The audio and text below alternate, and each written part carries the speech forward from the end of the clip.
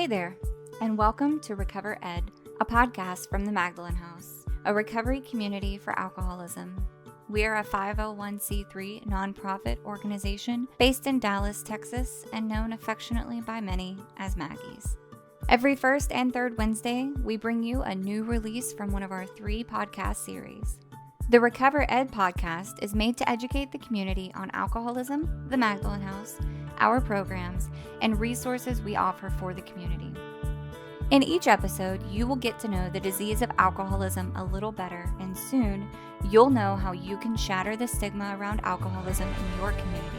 With your host, me, Kelsey Amos, a recovered alcoholic and outreach manager here at the Magdalen House.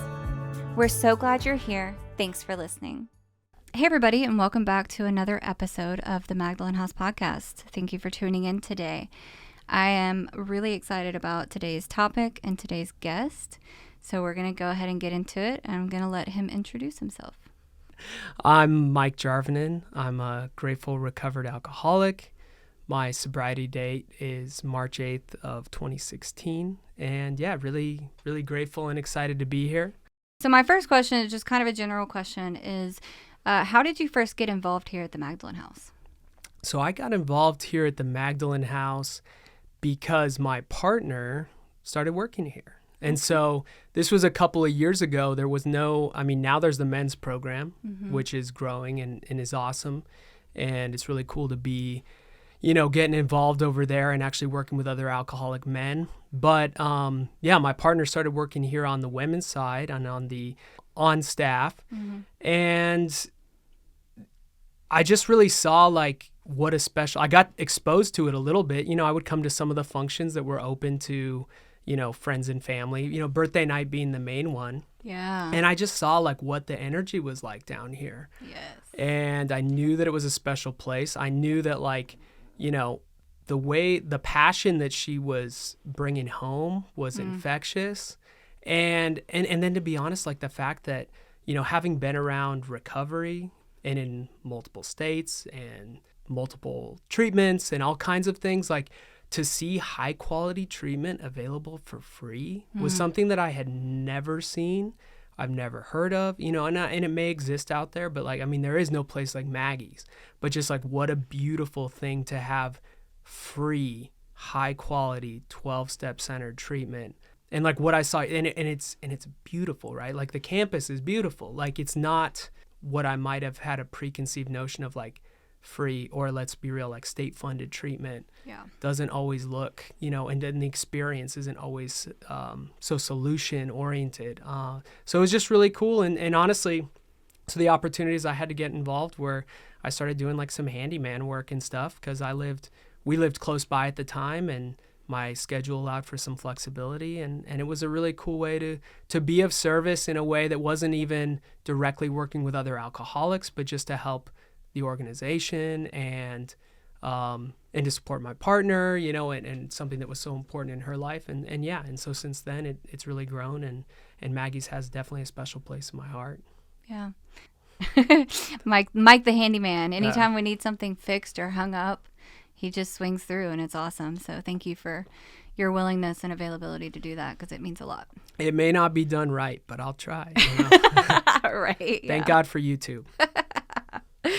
Awesome. Okay, so we've talked about what we're going to talk about today, but do you want to kind of introduce the topic? Sure. Yeah. So we're going to be speaking about step 11 today.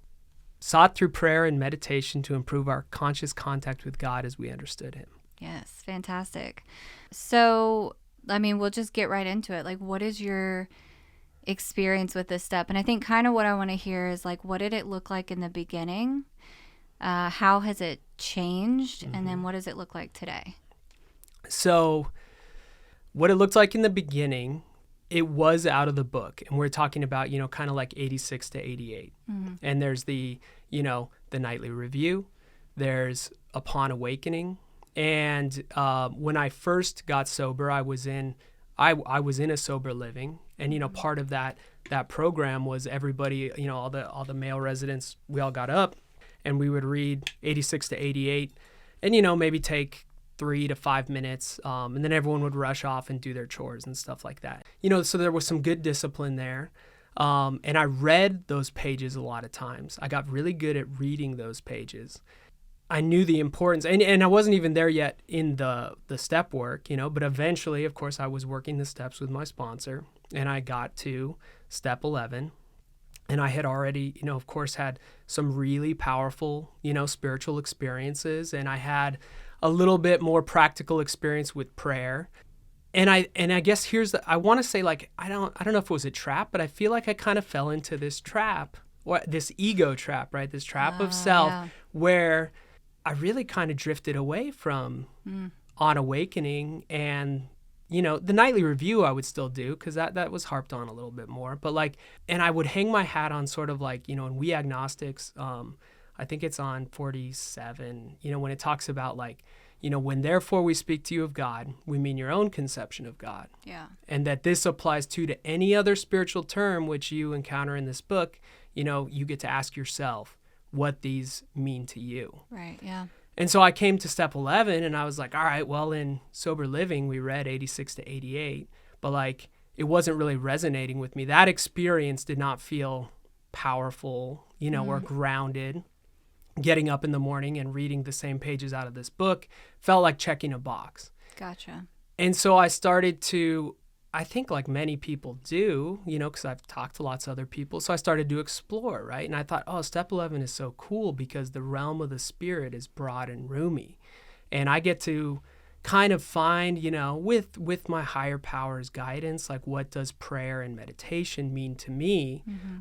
And I was definitely carrying into that. I will say, when I thought of meditation, I think I still had a very word of mouth definition of meditation. What do you mean by that? By that, I mean, I know maybe more like a pop culture, definition, and not coming from a religious or a spiritual household. My exposure to these things like meditation came when I would see on TV, really kind of like an Eastern mystic, right? Sitting in lotus position with, and this idea of trying to clear one's mind, or maybe a mantra that somebody, kind of but this kind of very Zen, almost Eastern mystic idea of meditation. Yeah. And then, of course, over the years, I got introduced to things like, there's breath work and there's mindfulness meditation. And I'm going to watch my breath. When my mind wanders, bring it back to the breath, or counting the breaths and all these things. And I was geeking out on a lot of that stuff. I really enjoyed it. And there's utility in that.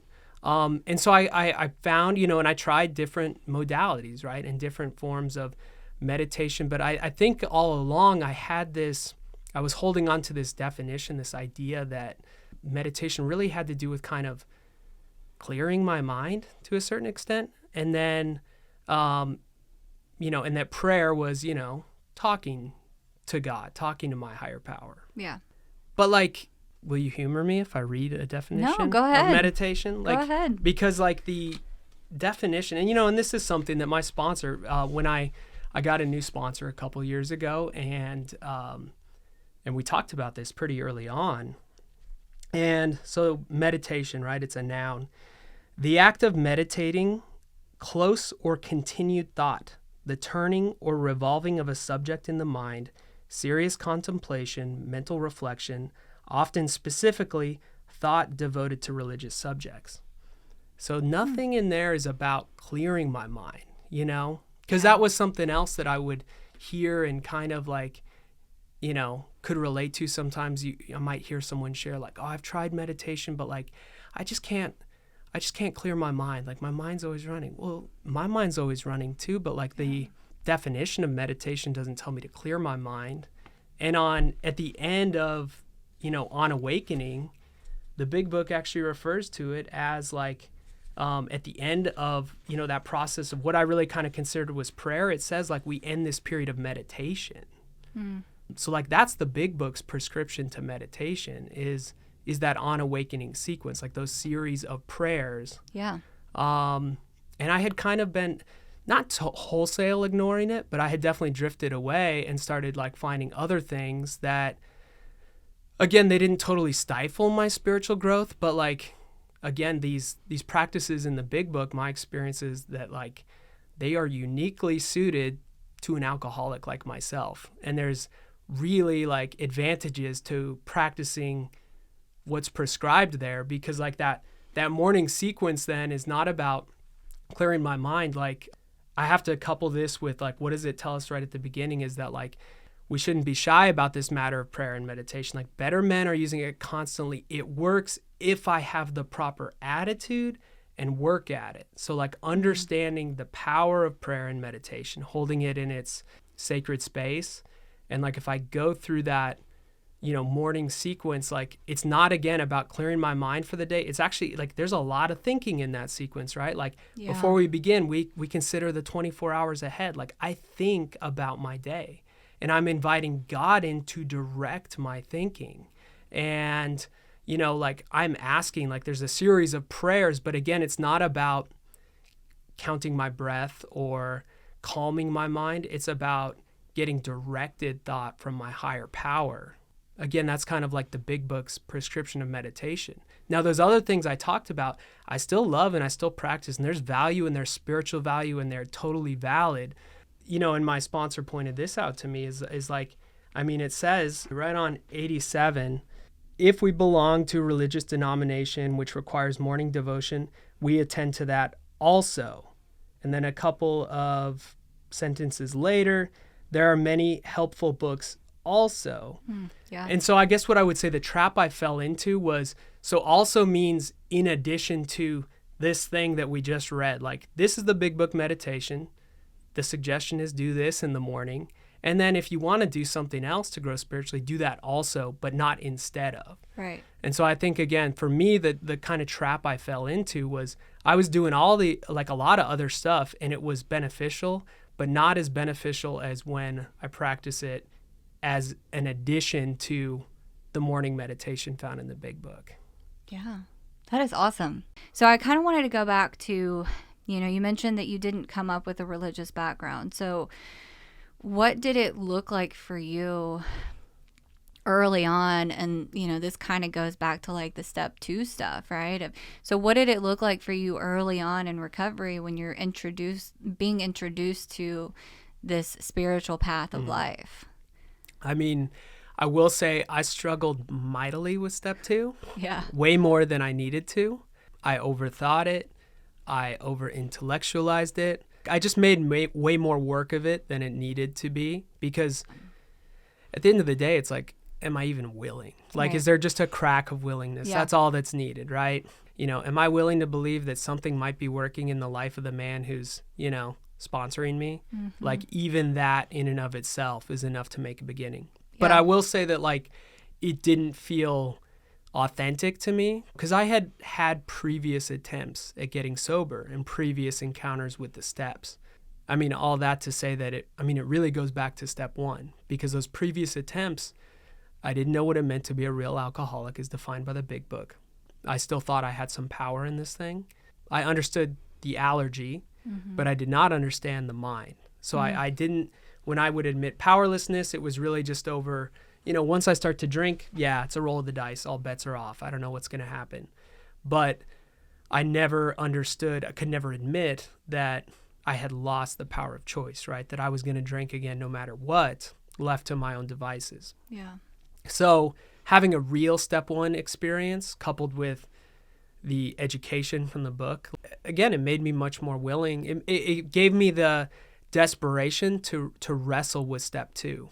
And so what that looked like for me was, again, a lot of over-intellectualizing, a lot of talking to my fellows, talking to my sponsor, over-complicating it. To put it in a nutshell, because I knew that there was the freedom to have my own conception of a higher power. Right. And that's what, and people would say, it's so easy. Like, you get to, like, you can conceive of your own higher power. I was this is how delusional I was, right? And like, so to me, it felt like I was being asked to invent a superhero, kind of. Because I was like, okay, this is my own conception of a higher power. Like, I've been around the rooms enough to know that, like, all right, y'all want to hear about a higher power who's loving and forgiving and tolerant and patient and generous. And like, I knew the words that everyone else was saying, But in my head, again, intellectually, I was like, well, couldn't I just as easily choose the opposite of those words? Like, why couldn't I say my higher power is wrathful and vengeful and, whatever, like just, negative qualities. Like, and then I would go into, like it talks about on like 45, 46 there that like, well, we're talking about this infinite thing and I have this finite human mind. So what's the point in even trying to conceive of something infinite with a finite resource?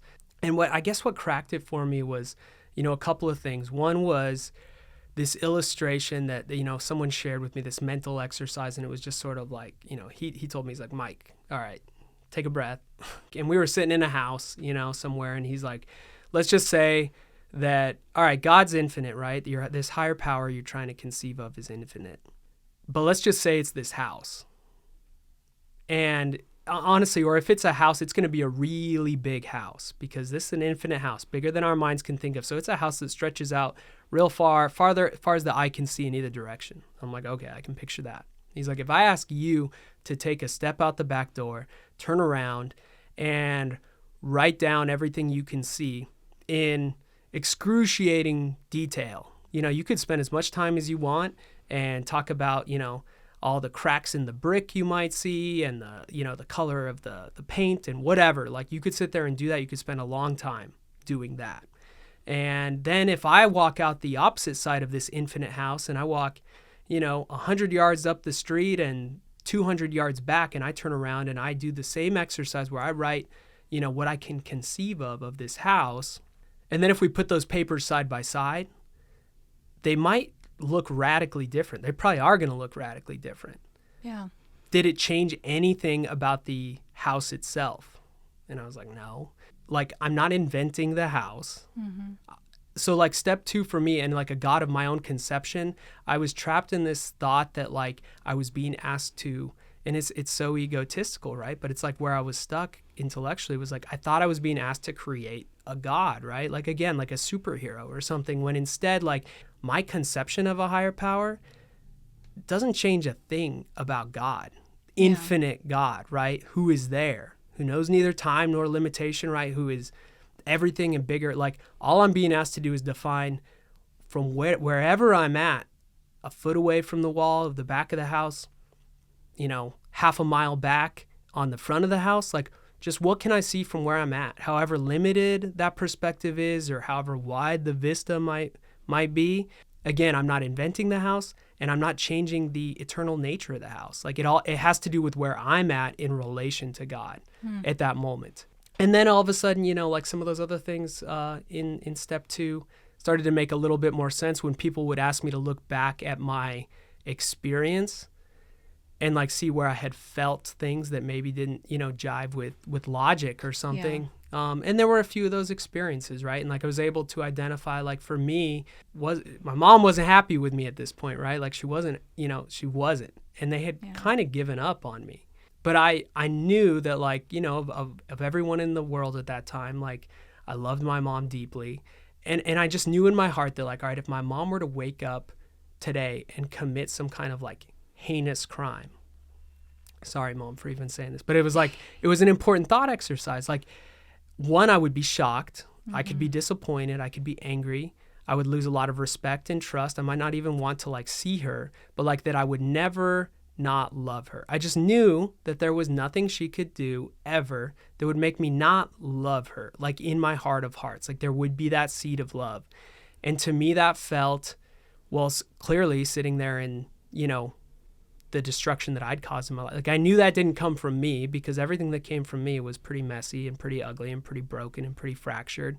So that really felt even an imperfect reflection of something potentially divine, and just like it talks later in that chapter about, deep down within every man, woman, and child is this fundamental idea of God. So all of a sudden those, like it talks about those intellectual walls I had built up or shivered in or whatever, came tumbling down. And I was like, okay, maybe if there's a few things. So then I could ascribe love to my higher power and it felt authentic to me rather than just choosing a pretty word off the wall because I thought that's what you guys wanted to hear. Yeah. And so then prayer, again, became much much more authentic and much easier because I had a higher power that I had struggled with, again, more than I needed to or more than I should have, but it was part of my experience. Yeah. But I had something that I could really start to build a relationship with. Yeah, so that's a perfect segue to my next question for you. Like, what was your kind of experience with prayer early on? You know, I think like a lot of what you just said kind of probably ties into that, but like, because I know for me, the first instruction was like, I want you to pray every morning and ask God to keep you sober, and pray every night and thank God for keeping you sober.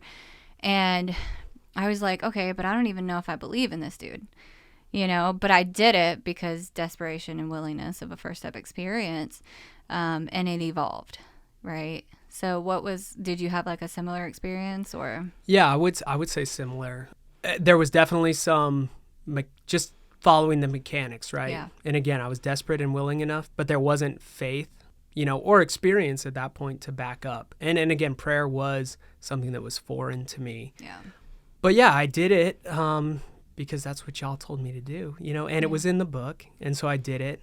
And yes, so it grew from there. And I saw, the way I see the big book now is, it's literally a series of prayers is all it is, with some instructions in between, and some experiences. But and I come back to that little passage I referenced before with it, where it's better men than we are using it constantly. It works if we have the proper attitude and work at it. And I don't think I had the proper attitude for the long. I had the attitude I had, Yeah. And it evolves, right? And I'm not saying I'm at the end point now, but I have so much more respect and reverence for the power of prayer. Because early on, I would talk to my sponsor or talk to, another recovered alcoholic or something. And often that's one of the first suggestions, right? It's like, well, have you prayed about it? Yeah. And that kind of, it kind of feels like a cop-out sometimes, or it did to me. In early sobriety, it's like, well, yeah, okay, I'll go pray about it, and then I'm going to come back and ask you, Yeah. Now the attitude I have about prayer, and this is something I tell, the guys I sponsor, I'm always going to suggest that you pray, and that is not a cop-out, because, that is literally the most powerful tool that any of us have, alcoholic or not, or whatever, religious or spiritual or not. It is the most powerful tool that any of us have at any time in any circumstance.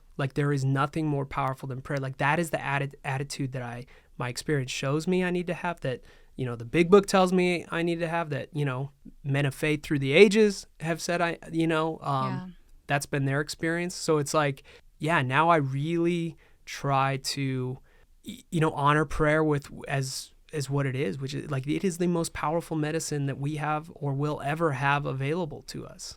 I agree. Even if you don't get immediate answers or results. Oh, 100%. I don't think I've ever gotten immediate results from prayer, aside from just, the internal spiritual shift of okay, it's going to be okay, so maybe that is immediate results. I don't know. Yeah. I've had immediate, not often, but I've definitely had some spiritual experiences, and profound, in the moment, and I think the first one was when I sat, after taking my fifth step and kind of sitting in that hour of meditation, right? My higher power spoke to me, and that's not something that has happened since, to be honest, not in that way. But yeah, it was very immediate and it was very profound, so it can happen. But yeah, more often than not, it's just it is that a matter of that shift in perspective, or at least it gets me out of the way, a little bit. That pause when agitated or doubtful, saying that prayer, it keeps me at least from harming others. And again, going back to, 11, so linked in with 10, so linked in with On Awakening, because there's that old, again, another cliche that I used to dislike, but now I understand in a totally different way of watch your thoughts because your thoughts become your actions, watch your actions because your actions become your character. And so now the power I see when I take that morning meditation, 86 to 88, with the proper attitude, and I work at it, and I see it not as a reading, but literally as a series of prayers, each individual one that I can do, that I have to actively participate in, that is the medicine. it starts with asking God to direct my thinking, and my thinking, once it's on that plane, then it's something that I can, use with more assurance, and I get more inspiration through my day, and it is more subtle, it's not these profound revelations, but it works a heck of a lot better than when I don't do it. Yeah. Looking for a way to give back and get involved with the Magdalen House? No work is too small, and our dedicated volunteers serve as a valuable resource to our organization. We couldn't help alcoholics and their families without the priceless services our volunteers provide. We have opportunities for all, as well as opportunities strictly for individuals in recovery. To get started, please visit our website at magdalenhouse.org/volunteers. Then click on Apply to Volunteer. So what has been like your experience with the nightly review? In a nutshell, again, I was at Sober Living, so I did it at first because it was required. And I saw the benefit of it. I experienced the benefit of it, right? It was kind of funny because my sponsor asked me one time, he's like, why do you think it starts with the nightly review and then on awakening, Mm-hmm. And he kind of gave me two answers. I think one of them was like, well, on a very practical level, it's like we're reading this, and whenever we read this for the first time, we're clearly already awake, so we've already missed that window. So it's a practical program of action. So I start tonight. You can start tonight. This is what you can do moving forward. Start with the nightly review, and then tomorrow. Weird aside there, but all that to say, I saw the benefits because I knew that, doing a nightly review really helped inform my morning meditation the next day. When I was practicing, which I didn't always, but I would spot things. It also, as I was, and as I continue, but to grow in understanding and effectiveness with my 10-step, as I become a better watcher of my thoughts, certainly not as much as I used to, but it still happens. There are times when I miss, I don't see in the moment the selfishness, the dishonesty, the resentment, or the fear. Yeah. So maybe I catch it in the nightly review and I'm like, oh shoot, that was actually dishonest, and I didn't see it in the moment. It just snuck by. Yeah. So I did it, and then, to be honest, then I kind of drifted away from, I didn't do it for a while. And here's I guess again, I'll use this word trap that I got myself into. The reason that I got inconsistent with it for so long, at a couple of years sober, was because I stayed stuck in this belief, this old idea that this nightly review had to be done right before I went to bed. And all I'm saying is, all it says in the book is when we retire at night. And, so my current sponsor, something we talked about was doing the nightly review. Well, perhaps it's from when I retire from kind of my quote unquote productive stuff for the day. Yeah. So, and instead of waiting until I'm exhausted and my head's going to hit the pillow and I'm going to be out, which oftentimes, that's just kind of how my day ends. I'm going to bed. So the chances of me doing a constructive nightly review then, even if I do one, I'm probably not going to be present, engaged with it. I'm not going to have the proper attitude or work at it, right? Yeah. I'm just going to check a box. So again, kind of in the lines of God doesn't make too hard of terms with those who honestly seek him. So if I'm going to honestly seek him, and if I'm done with my kind of constructive part of the day, or my business for the day, I do my nightly review earlier now. I don't wait until I'm about to go to bed. And so that's been really, really helpful for me, because one, it helps me stay more consistent. It also, I have the energy and the spiritual bandwidth to actually, like I said, take the proper attitude and work at it, actually make it a useful spiritual tool instead of a box to check, because I'm afraid that I'm going to look unrecovered or, bad to my sponsor or my partner or my friends, or, or whatever. I also, I don't know, I usually do them mentally now. I don't sit down and put them on paper so often anymore. That's just been, again, my experience. Yeah. Because again, if I have the proper attitude and I'm bringing some energy to it, I find that usually that's sufficient for me. So I like that you referenced it as a useful spiritual tool. It's not a box that we check. It's really if my intention is to, perfect and enlarge my spiritual life and grow that relationship with God, then I have to look at it as a useful spiritual tool.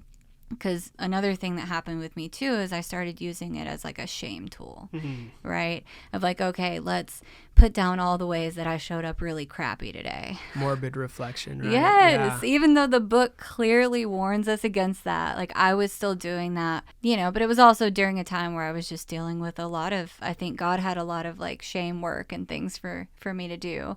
So thankfully it doesn't look like that anymore. And I can see it as the tool that it is to grow in that relationship. So thank you for sharing that. Yeah, no, I get it. I mean, there's a lot of times when I'm, sitting down to either think through my nightly review or like the times that I don't do it are probably the times when it would drift more. Like I know it's going to drift into morbid reflection. But again, with the proper attitude, I guess that's where it all comes to for me. Because I certainly don't have, I've never done that for a prolonged period, like use it to beat myself up. But I understand that it can be, you know. So, yeah, I usually just don't do it. If I feel like it's going to go off the rails that way, I'm like, well, you know what, God, like, just give me some grace and I'll pick it up. And I don't know if that's better or worse, but it all comes to, again, like if I know I'm not going to have the proper attitude approaching it, because anymore I can kind of sense it and just be like, I'm not in the right space for this. Like either I'll try to redo it, revisit it later, or maybe I just skip that day, It happens. I mean, God does not make too hard terms for those who seek is one of my absolute favorite lines in the book. I want to know, because you talked about like what it was like in the beginning and like really coming in and over intellectualizing the God thing, and then just with where you're at today. That's a big difference. That's a big difference. And you referenced or you mentioned that you had a couple of really powerful experiences. And so the question I had for you is, how has your relationship with God changed or grown? But I'm assuming it's through having those experiences that have like grown your faith. So do you want to share about those? Sure. I mean, I think it's at least twofold. Like definitely at a basic level, like I always think like this, like before I was agnostic very much, and that's how I came into this program, and literally agnostic, like I had no knowledge or experience.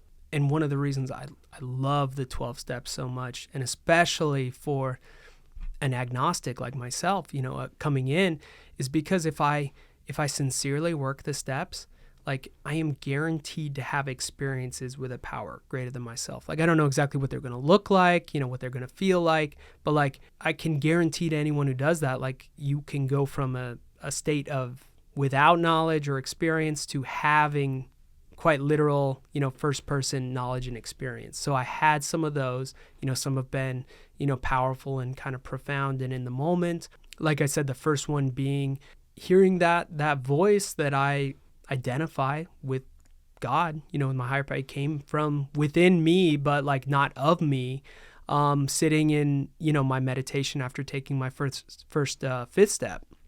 And the fifth step itself was honestly not like a really profound or powerful experience. Like I was really just kind of tired and frustrated and like felt pretty poorly about myself, and the way I had showed up. But I knew I had done my best effort at writing a fourth step and sharing a fifth step, honestly, and, again, to the best of my ability at that time. And it was quite simply the voice that came from within. And it said, right then and there, as I kind of reflected back on what I had just shared, it had two simple messages for me. And one was, you don't have to live that way anymore. And two, it was that you'll never be alone again.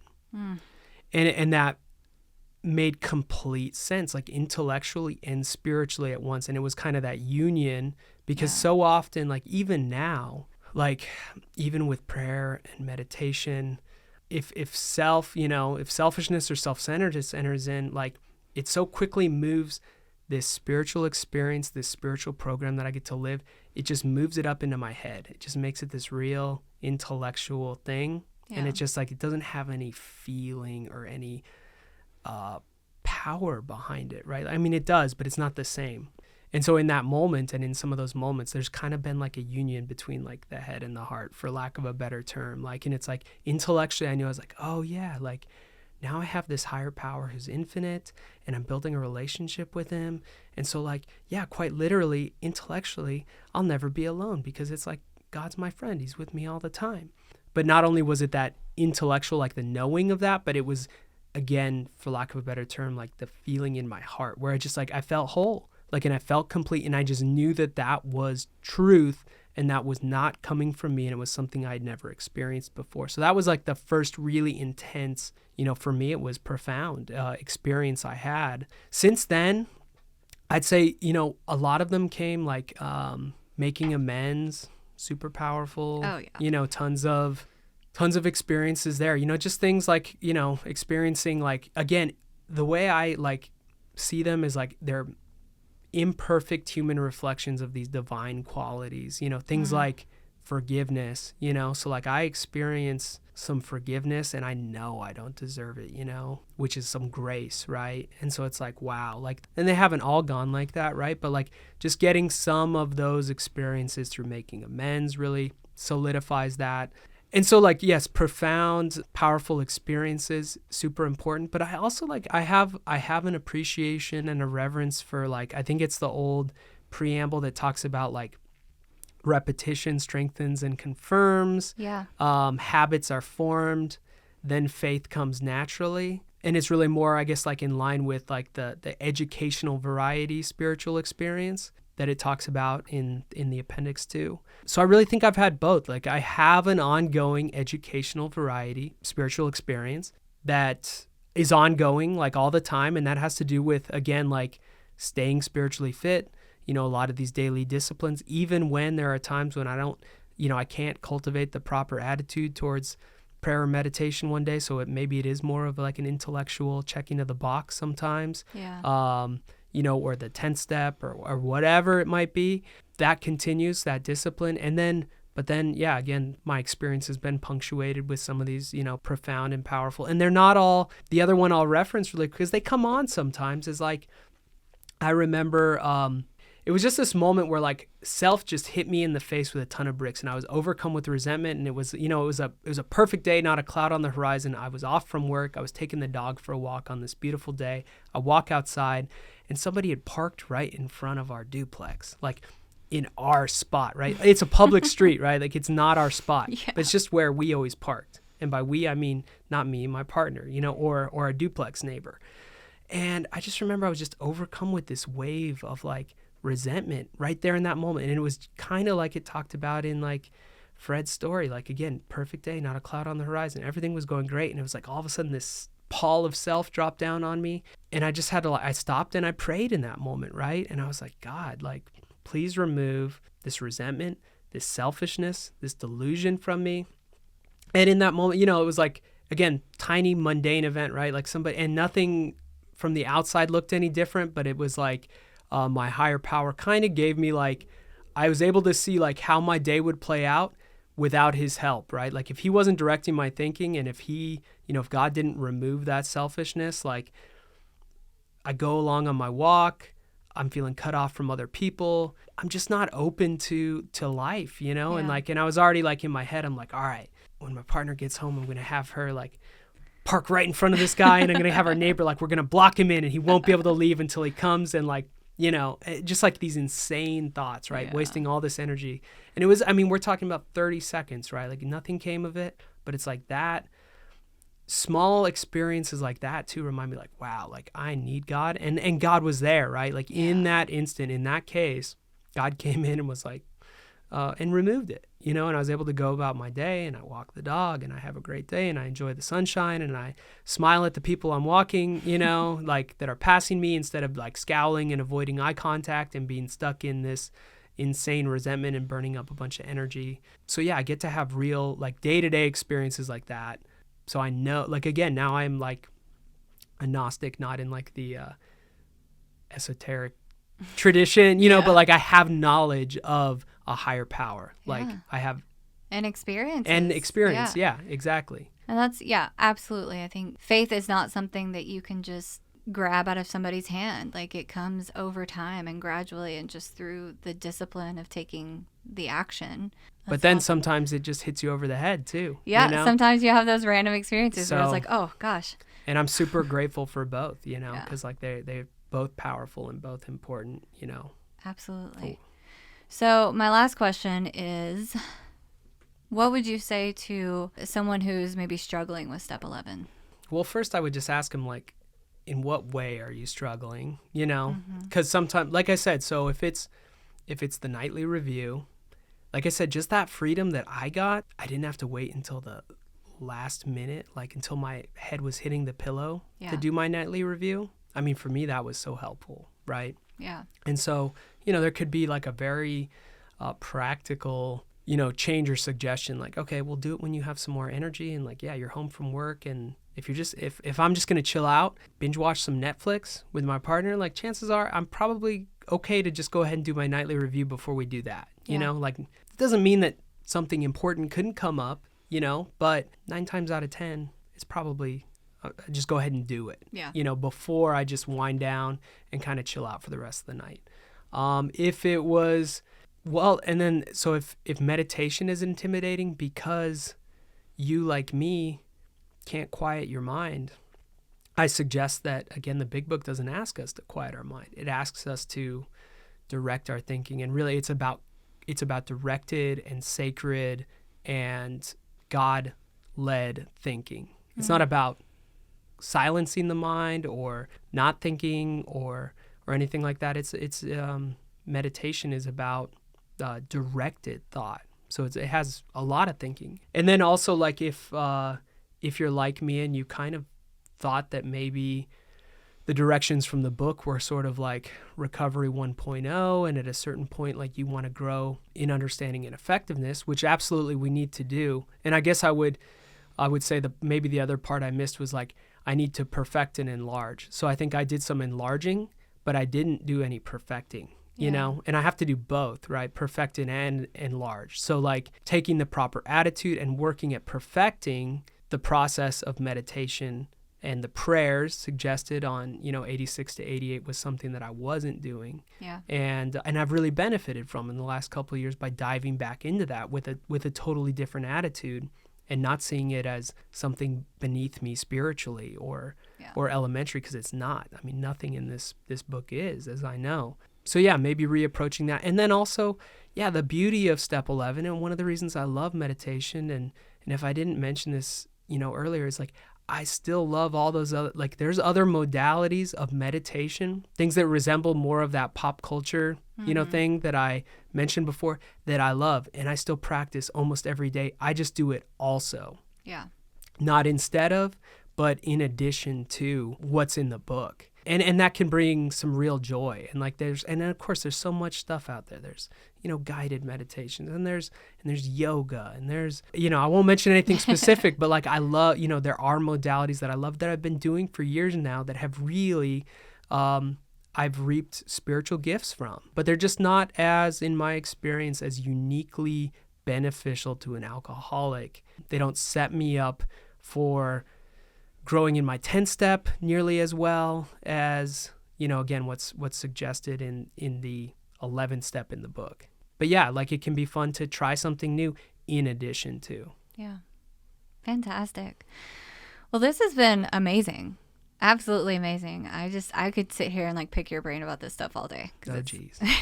We won't do that. But I just want to say thank you so much for coming on today. Thank you for having me. Yeah. And to our listeners, I hope that you guys can just hear the passion that Mike has for the program and for Maggie's. And is there anything else you'd like to add before we wrap up? No, I guess, you know, here's where, if I had to sum up everything, right?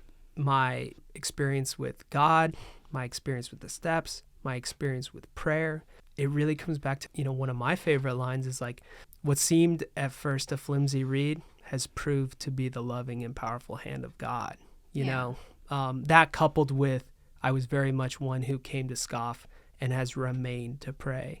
So yeah, if anyone out there, if any of this stuff feels flimsy, and how in the world is this going to help me stop drinking, help me overcome whatever challenges or consequences I have right now, like, I completely understand that thought and that sentiment, and me and lots of other people are just a testament to the fact that, like, it works. it does, and it doesn't have to make sense.